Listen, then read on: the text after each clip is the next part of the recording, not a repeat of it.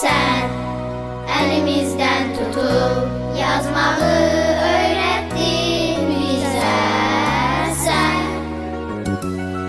Sen bizden gayrını, sevgini eşlik etmeyen bir meleksen.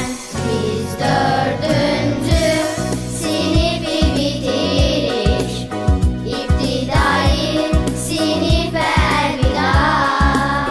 Geleceğe ümitle yol gedirik, yeni yolda uğur kazanmaya.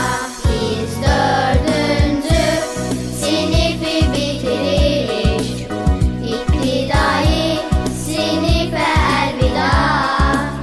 Geleceğe ümitle yol gedirik, yeni yolda uğur kazanmaya.